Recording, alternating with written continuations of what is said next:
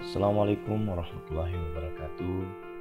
Salam sejahtera, salam sukses untuk teman-teman guru. Kali ini channel KG Heri akan tetap membersamai teman-teman retaker untuk sukses PPG 2021. Kita akan membahas tentang soal beserta dengan pembahasan jawabannya sesuai dengan FR dan juga kisi-kisi. Alasannya, mengapa sesuai dengan kisi-kisi? Karena kita ketahui bahwa untuk tahun 2021 ini kita tidak bisa memastikan bahwa soal yang keluar pada tahun 2020 itu akan persis sama. Maka kita akan membahas FR atau soal-soal 2020 itu dengan menyesuaikan dengan kisi-kisi, sehingga kita bisa memprediksi kira-kira bagaimanakah bentuk soal yang akan keluar pada tahun 2021 ini.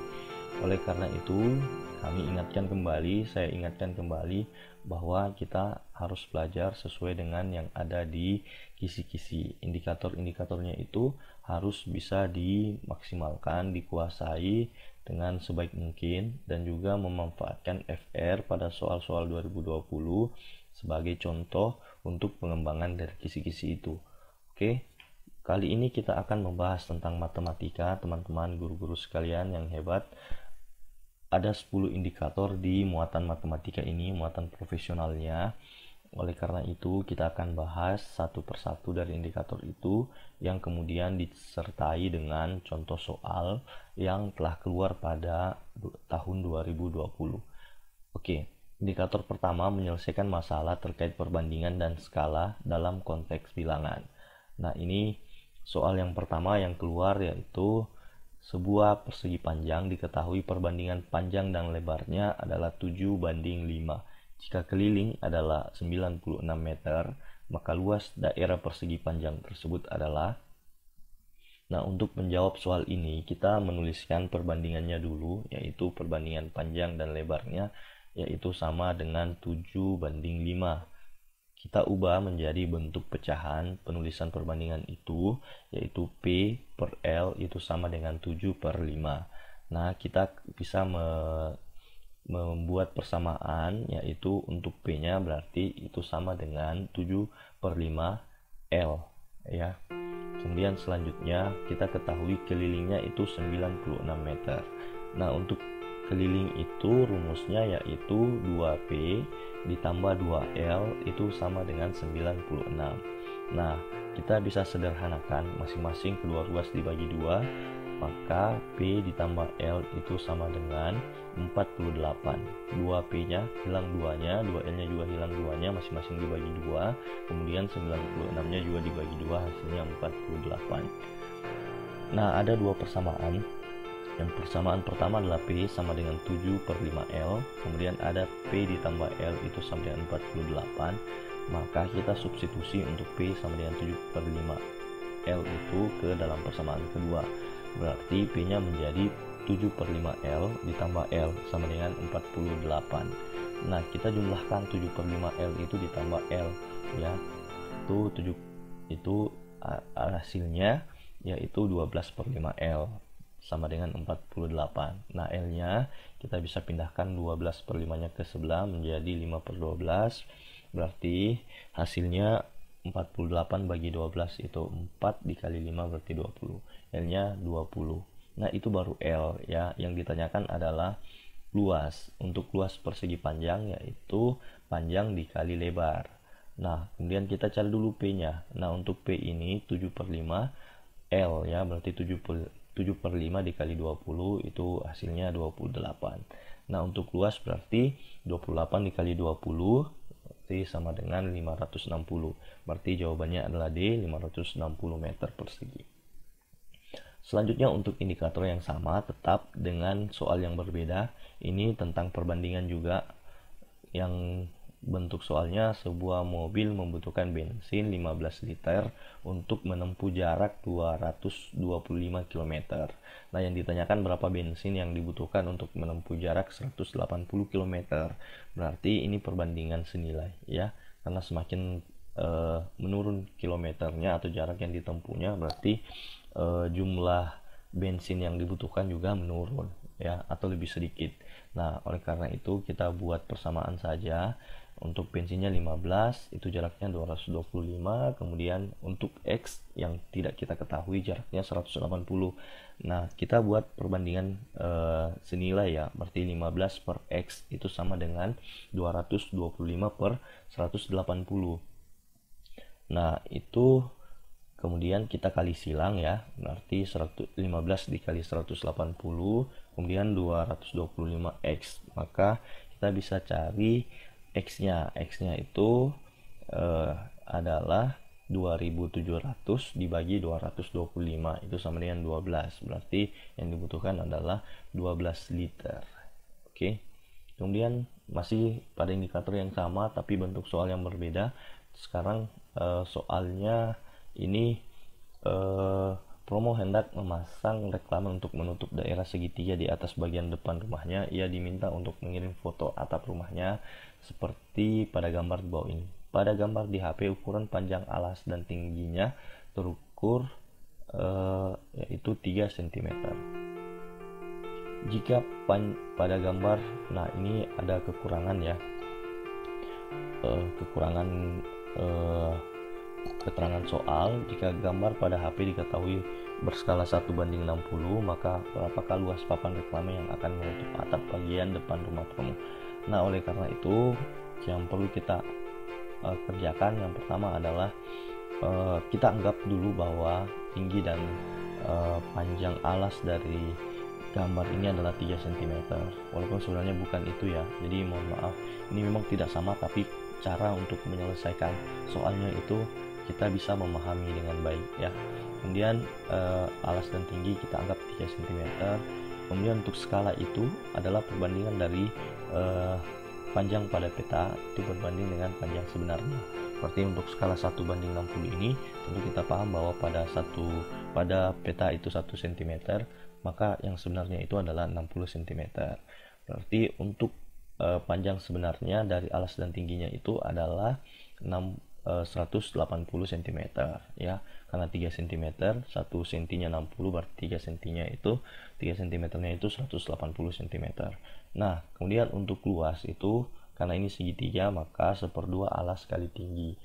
Nah, untuk itu alasnya 180, tingginya 180, hasilnya adalah yaitu 16.200 cm persegi. Nah, kita mau mengubah menjadi meter persegi, berarti itu naik 2 langkah.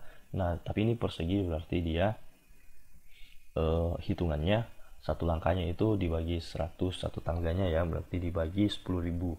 Nah, berarti ada 4, maka hasilnya itu 1,62 meter persegi. Oke, itu cara menyelesaikannya seperti itu ya. Jadi kita perlu mengetahui jarak sebenarnya, kemudian kita menghitung luas dari gambar yang ada gitu ya. Oke.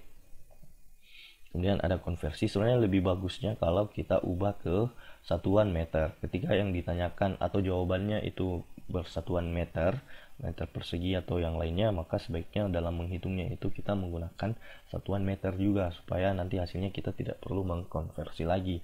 Oke, lanjut kita ke indikator yang kedua, yaitu menyelesaikan masalah sehari-hari terkait pecahan dalam soal cerita.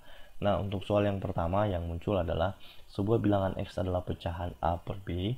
Jika pembilangnya atau A-nya ditambah 3, maka menghasilkan bilangan 2/3. Jika B atau pembilangnya ditambah 1, maka menghasilkan bilangan 1/2. Berapakah bilangan X tersebut?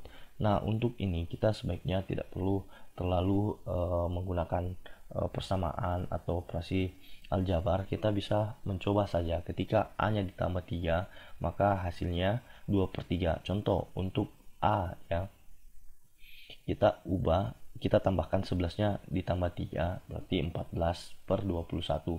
14/21 itu kalau disederhanakan masing-masing dibagi 7 ya, berarti hasilnya 2/3. 14-nya dibagi 7 2, 21-nya dibagi 7 3. Wah, ini tepat ini. Kalau B-nya ditambah 1, berarti 21 tambah 1 itu 22, maka hasilnya 11/22. Maka hasilnya itu 1/2, berarti jawaban yang benar adalah A ya. Nah, oke, kita selanjutnya ke indikator ketiga. Karena tadi ini cuma satu soal ya untuk indikator ini. kita lanjut ke indikator yang ketiga. Disajikan narasi pembelajaran tentang bilangan, peserta dapat memperbaiki tahap pembelajaran tentang pemecahan masalah bilangan. Nah, di sini disajikan sebuah pembelajaran ya. Kemudian peserta didik diminta untuk mengkonstruksi pengetahuan dalam menyelesaikan masalah berikut. Fajril menggaris 0,725 bagian dari daerah persegi panjang ABCD. Di bawah ini ya, maksudnya di atas, paling sedikit beberapa peta kecil yang harus diarsir Fajar adalah, ini beda nama lagi, sebenarnya sama ya. Kemudian urutan proses pembentukan pengetahuan siswa tersebut adalah, nah yang di sini yang kita dapatkan FR-nya cuma ada dua pilihan, yaitu A dan B. Mungkin sudah ada jawaban dari salah satunya ini sehingga tidak perlu diingat lagi, tapi kira-kira bentuk soal dari indikator ini seperti ini. Ada sebuah pembelajaran, kita diminta untuk bagaimana merancang atau memperbaiki tahapan pembelajarannya. Nah, memahami bahwa yang A ya, urutannya memahami bahwa 0,725 adalah pecahan yang lebih dari setengah, menghitung kelebihannya dan diarsir sesuai perbandingannya. Kemudian B. Membaca kontes, merancang penyelesaian, kemudian menentukan makna 0,275 dan sebagai pecahan tengahnya ya, lebih dari setengahnya. Nah, ini kalau kita lihat ya, di sini ada kotak-kotak ya, sebanyak ini 10, ini 8, berarti 80 kotak ya. Kemudian diminta mengarsir bagaimana cara menghitungnya. Ya, tentu kita perlu memahami bahwa mungkin ya, ini kita pahami dulu bahwa 0,725 itu lebih dari 0,5, berarti kita arsir dulu itu sebanyak setengahnya ya, 40. Kemudian sisanya kan 2,25 ya, 0,225. Nah, itu kita misalkan lagi ya, kita menghitung lagi perbandingan dari yang tersisa dengan 225 itu gitu ya, seperti itu. Jadi ini kita cuman memikirkan bahwa bagaimana kita tahapan mengajarkan dari sebuah narasi pembelajaran yang telah disediakan dari soal itu.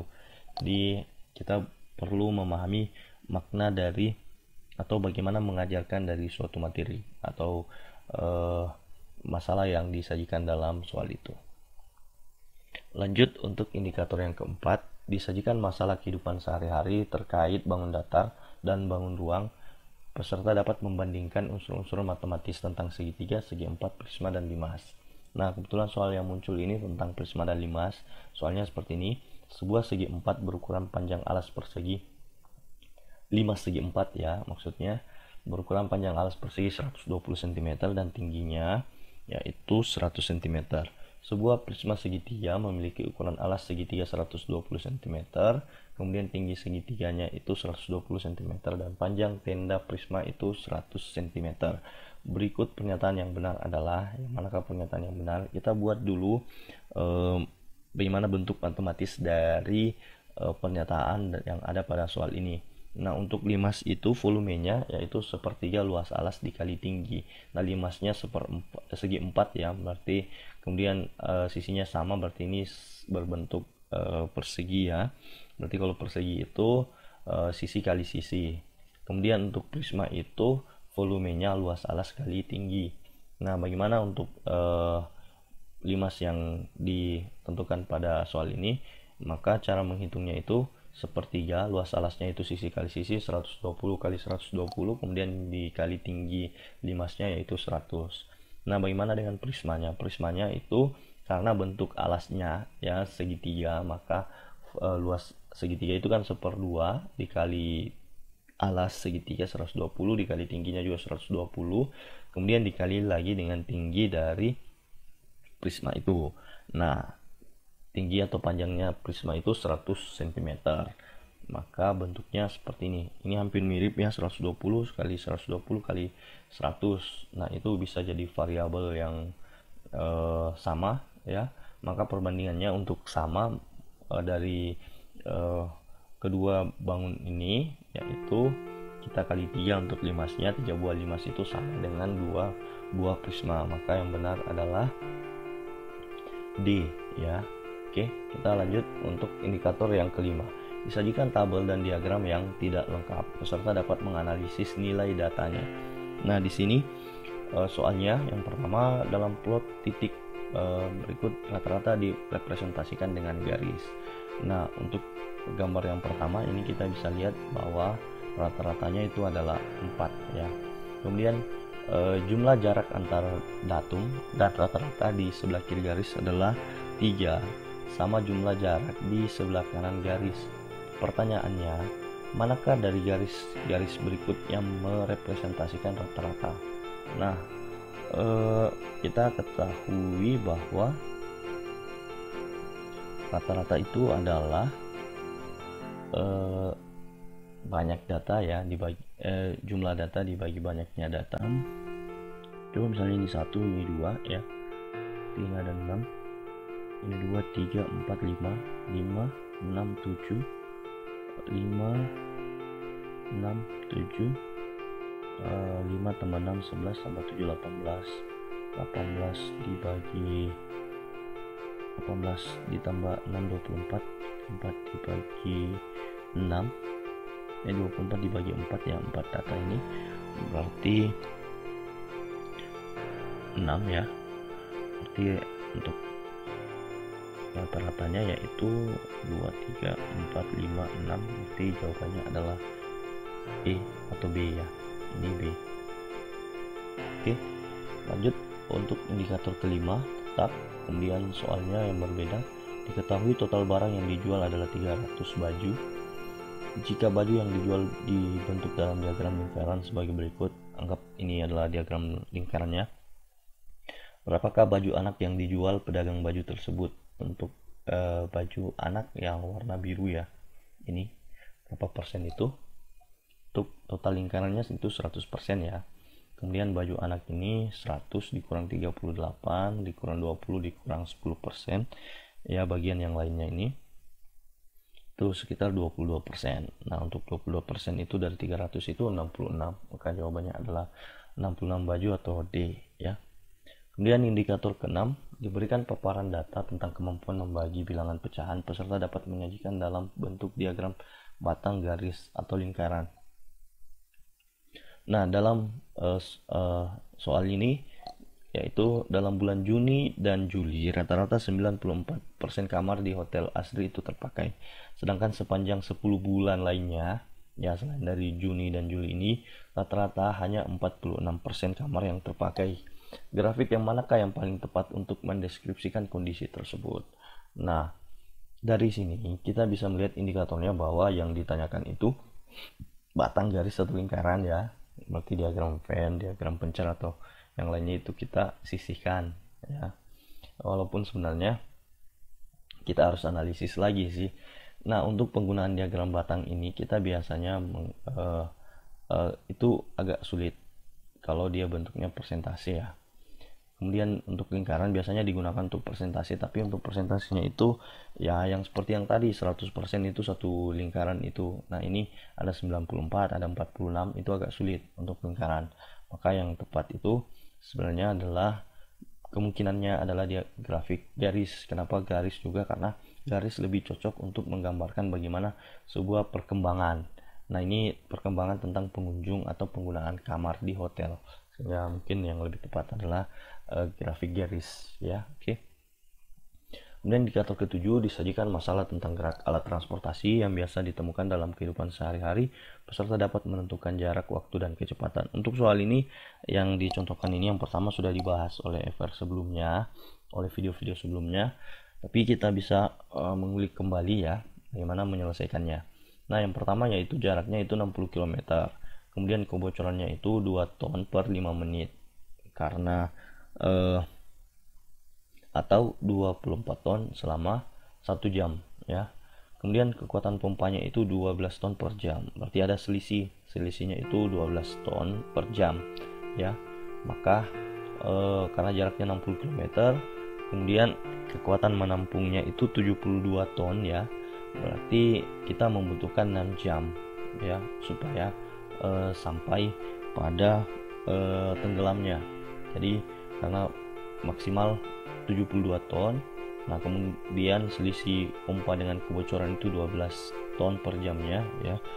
Maka kita butuh 6 jam, minimal 6 jam untuk bisa sampai kepada tenggelamnya. Maka kita harus mengetahui berapa kecepatan sehingga kita bisa sampai kepada jarak 60 km kemudian dengan waktu minimal 6 jam ya. Maka cara menghitungnya itu kecepatannya itu 60 per 6, yaitu 10 km per jam. Itu kecepatan minimal pada sampai dari titik kapal itu kemudian sampai kepada pelabuhan, kemudian baru tenggelam, yaitu 10 km per jam. Nah, masalahnya kita perlu memahami bahwa jangan pada saat sampai langsung kapal itu tenggelam. Kita membutuhkan waktu juga agar penumpangnya itu pada saat sampai itu tidak tenggelam dulu, tapi masih ada waktu untuk penumpangnya itu bisa keluar dari kapal. Maka kita mungkin menjawabnya jangan pada 10 km per jam, tapi harus lebih cepat sedikit lagi minimal ya. Maka mungkin kita membutuhkan 12 km per jam, sehingga waktu yang ditempuh itu selama 60 km itu 5 jam, sehingga masih ada waktu sekitar 1 jam untuk penumpangnya itu bisa keluar dari kapal sebelum tenggelam. Oke, saya kira demikian mungkin jawabannya, yaitu D ya. Oke, lanjut dengan indikator yang sama tetapi soal yang berbeda ya, tapi ini bentuknya agak berbeda ya. Nah, di sini dikatakan bahwa Fala itu bersepeda dari kota A ke utara dengan kecepatan 30 km per jam selama 2 jam. Kemudian dia berbelok ke arah timur dengan kecepatan 20 km per jam selama 1,5 jam. Setelah beristirahat selama setengah jam, ia melanjutkan perjalanan ke arah selatan selama 2 jam dengan kecepatan 10 km per jam dan tiba di kota B. Berapakah jarak kota A ke kota B? Nah, untuk ini kita buat dulu berapa jaraknya, yaitu untuk 30 km per jam selama 2 jam. Itu berarti dia menempuh 60 km ya. Kemudian selanjutnya untuk 20 km per jam selama 1,5 jam, berarti 1 jamnya 20, setengah jamnya berarti 10, setengah dari 20 itu berarti totalnya 30 km. Kemudian ada 10 km per jam selama 2 jam, yaitu 20 km yang ditempuh. Nah, totalnya itu berarti 110 km, itu total jarak yang ditempuh ya. Yang ditanyakan adalah jarak dari kota A ke kota B. Ini juga mungkin sebuah pengecut terhadap arah-arah ini. Maka coba kita gambarkan. Untuk dari titik A ya, kita berangkat ke utara sepanjang 60 km. Kemudian dari arah utara ini kita ke timur, ya itu seter ya.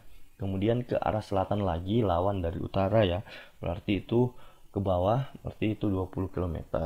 Nah, yang ditanyakan ini kita sudah sampai di titik kota B ya. Yang ditanyakan adalah jaraknya A ke B.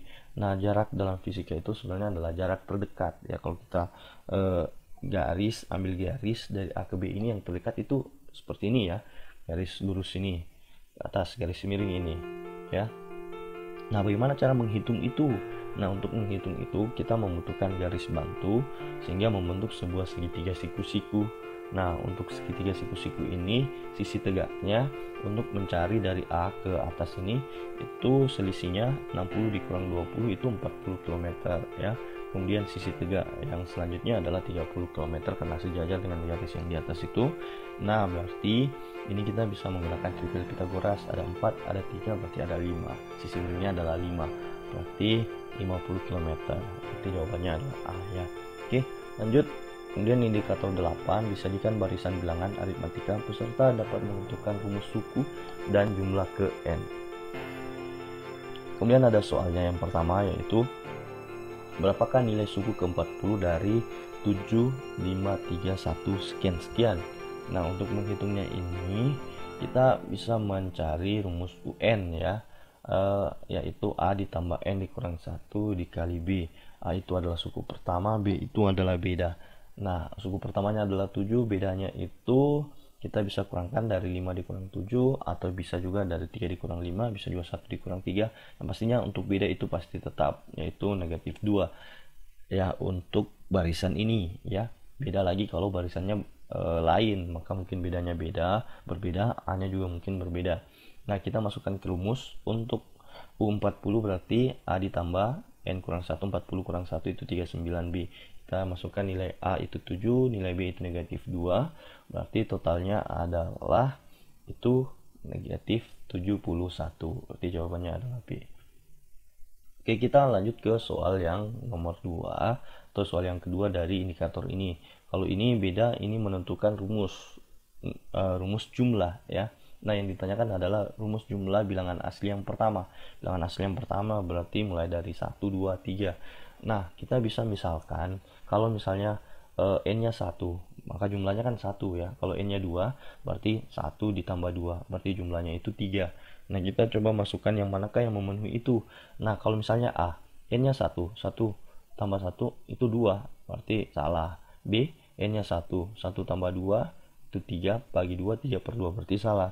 Nah, C, n-nya 1, kemudian dikali 1 ditambah 1, berarti 1 tambah 1, 2, kali 1 itu 2, 2/2 itu 1, maka itu cocok ya, itu cocok. Berarti kita coba masukkan lagi. Kalau misalnya n-nya 2, kan jumlahnya 3 ya, 1 tambah 2 kan 3, maka n-nya 2, kalau 2 ditambah 1 itu 3, 3 dikali 2 itu 6, 6 dibagi 2 itu 2, berarti hasilnya 3, maka itu jawabannya. Maka jawabannya adalah C ya. Kita mungkin coba lagi D dengan E, itu untuk mengetes saja. Tapi kalau misalnya sudah dapat, kita coba satu aja dulu semuanya. Yang mana yang sesuai, mungkin kita coba lagi dengan N-nya 2 ya. Kalau misalnya masih ragu, masih ada waktu, coba lagi dengan 3. Tapi saya kira itu cukup.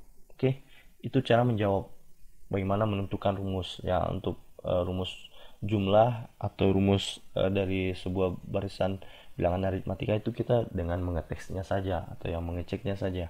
Oke. Lanjut untuk indikator yang ke-9, ini diberikan paparan pendekatan berbasis konstruktivis dan materi bangun datar serta bangun ruang. Peserta dapat merancang pembelajarannya. Ini hampir mirip tadi, ini mungkin soal dari FR yang mungkin mirip juga ya, saya kira mirip. Seorang siswa mengalami kesulitan dalam menyelesaikan soal berikut. 2,5 lingkaran konsentris berpusat di titik B, garis AC menyinggung setengah lingkaran kecil di titik B. Jika panjang garis AC adalah 70 cm dan pi 22/7, hitunglah luas daerah yang diarsir. Menurut Anda, bagaimanakah siswa itu seharusnya memulai menyelesaikan masalah ini? Nah, kita tidak perlu mencari bagaimana menyelesaikan soal ini, tapi kita memikirkan bagaimana kira-kira awal atau cara memulai dari penyelesaian dari soal yang seperti ini. Nah, kita coba berpikir sebagai siswa.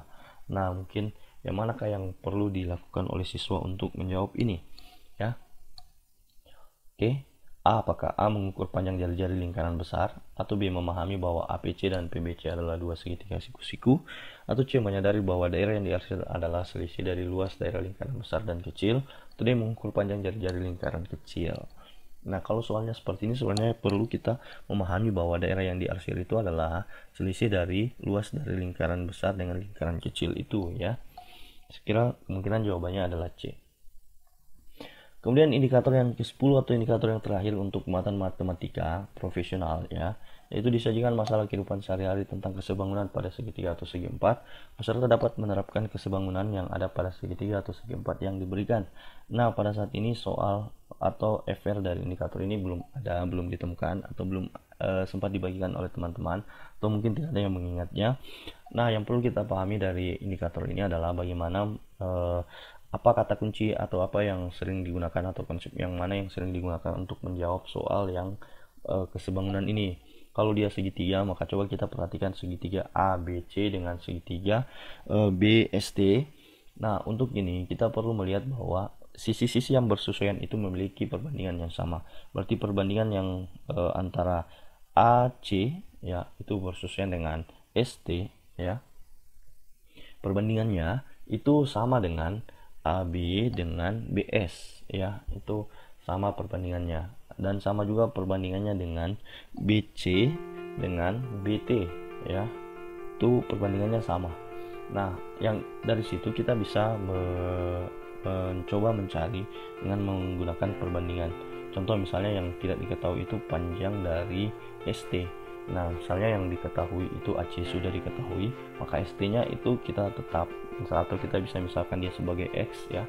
Kemudian mungkin yang diketahui juga adalah AB dengan BS, maka kita bisa mencoba mencari ST dengan menggunakan kali silang atau menggunakan cara menyelesaikan pada soal perbandingan tadi, seperti itu ya cara menyelesaikannya. Nah, itu mungkin saja yang bisa saya bagikan untuk indikator 10 ini.